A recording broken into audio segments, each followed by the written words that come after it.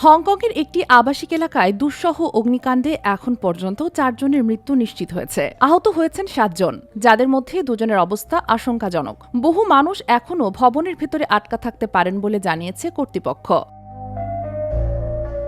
ঘটনাটি ঘটে 26 নভেম্বর বিকেল 2:51 উত্তরাঞ্চলীয় তাই পো জেলার ওয়াংফুক কোর্ট নামের আবাসিক কমপ্লেক্সে।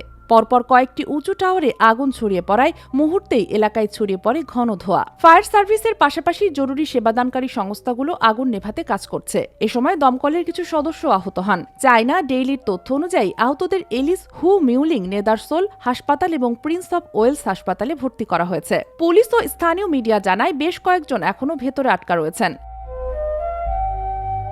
আগুনের তীব্রতা বাড়ার কারণ হিসেবে বলা হচ্ছে টাওয়ারগুলোর বাইরের দিকে থাকা ভাড়ার খাঁচা বা কাঠামো, যা দ্রুত আগুন উপরের দিকে ছড়িয়ে দেয়। বাসিন্দাদের ঘরের দরজা জানালা বন্ধ রাখার পরামর্শ দিয়েছে ফায়ার সার্ভিস। ওয়াংফুক কোর্টে মোট 8টি ব্লক এবং প্রায় 2000 আবাসিক ইউনিট রয়েছে।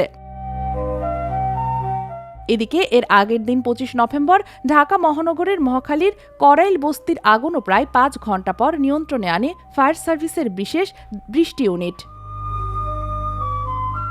শেখ মাসুমা, ডেইলি আওয়ার, বাংলাদেশ।